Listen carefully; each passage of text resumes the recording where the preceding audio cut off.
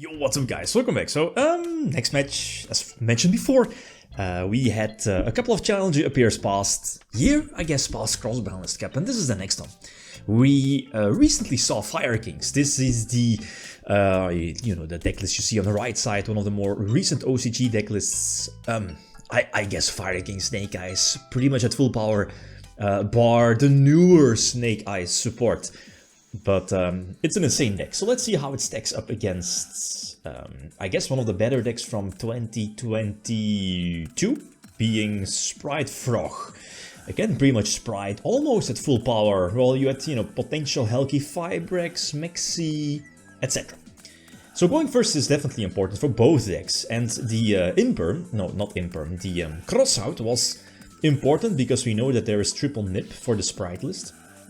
And I definitely wanted to keep that potential crossout for that, but Imperm kind of blocks the entire Snake Eyes potential combo, because you cannot tribute your, your Ash, Snake Eyes Ash to go for your bigger Snake Eyes combos and so on. So I was like, yeah, let's use crossout for that. But I get nipped. I still have Bonfire for next turn, so that's basically again full combo if I survive. And that's the most important thing. The problem though is that there is potentially going to be a Toad on field as well, or isn't? Oh yeah, call by, yeah. Yeah, it actually was an insane opening. Imagine, yeah, I was about to say Ash in their opening hand had call by, had cross out. So this Fire King Island was a brick, at least that's what I thought. But the search off of the, the Sinful Spoils spell gets negated. So no, search eventually. I get, Imperm. I can chain link Rebo to dodge the Imperm and still get the search.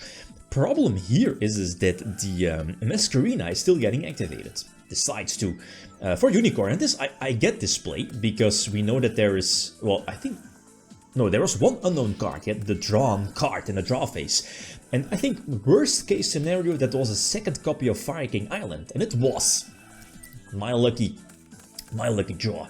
So I can capitalize on that. We know that there is no hand traps or no interruption, and that's of course much different, or much more different compared to Fire King Snake Eyes that has those multiple card interactions and disruptions with Kirin, with Promethean Princess, with the, the Amphi Link 4 one when it's destroyed, this one. So many interruptions, but weak to some specific disruptions, so that makes these particular matchup for me again super interesting. The more recent decks in today's format or in the upcoming near format, how do they stack up against those older powerful or maybe even more powerful, maybe more nostalgic decks? Problem now is going second, and drawing the Garanix not the best. Kalma is decent for potential Toad or hand traps from their part. Bonfire is okay as a follow-up play, but other than that, not the best. Potential top decks, I have no clue. Maybe a potential Fire King starter, maybe drawing the smaller Garanix to potentially search the Ponix to search one of the Fire King spells and traps, but I draw another Kirin, so there are options. So Toad is getting activated, gives them the beneficial level 2 to be tributed. Yeah, indeed, so Kirin gets negated. I use Bonfire, but there is still Toad. So it doesn't matter, right? The game is pretty much over. So game number 3. I go first again, and this is... I side-decked anti-spells, and...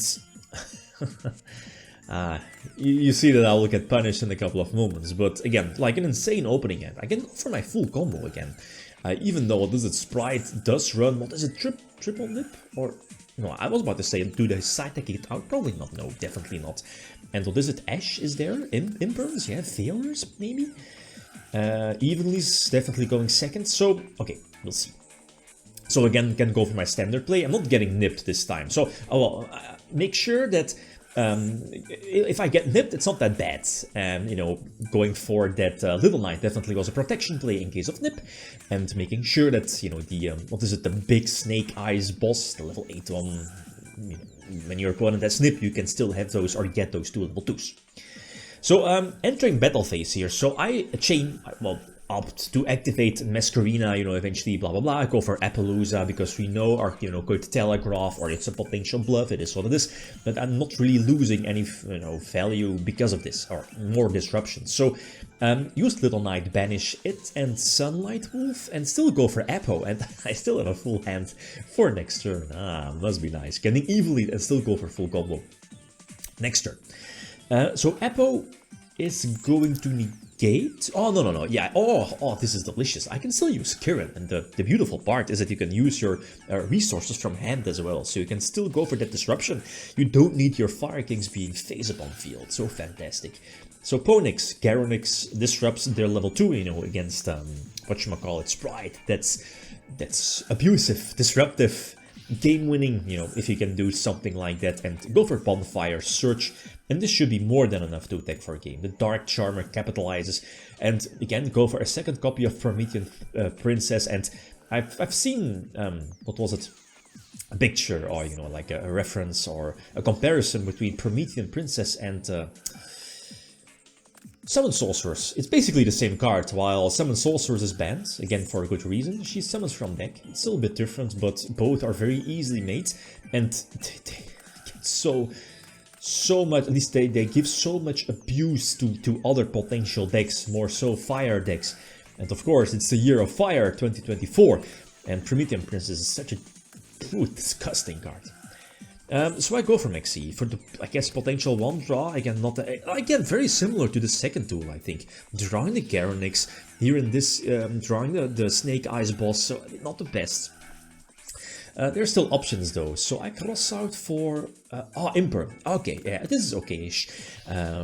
So the Fire King spell should be resolving, I think, or is getting, or did that get negated? Should we check that?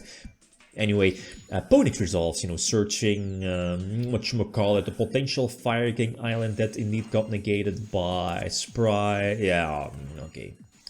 Whatever.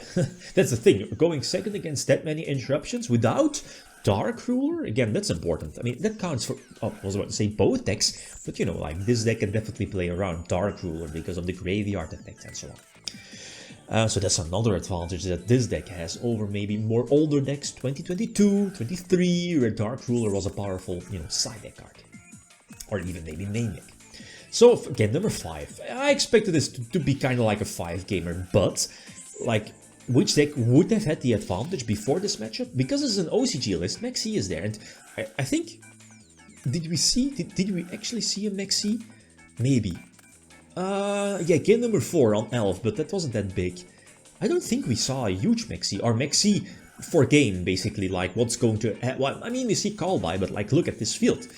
So Snipe Maxi, and I chain Lencia. Oh, Lencia is so delicious. No Prosperity, no Evenly, and no Call By. That's 3 cards gone. Yes. So, I mean, this is game, right? I can interrupt a couple of times. Whatchamacallit, go for Appo, sacrifice my Little Knight. I mean, I can get it on field back again. A couple of, you know, ways, the Link 4. I can put it face up in my spell and trap card, so potentially special summon it next turn, if there is going to be a next turn. But look at this card advantage. Zeus is not coming out, and I mean that Maxi again giving me those draws. Yeah, Garonix is the field, another pop, more pops, more follow-up plays. Like, it's an insane deck. 2024? Oof. Year of the Fire, but the deck has so much recovery, so much disruption during your opponent's turn. It can play going second, definitely.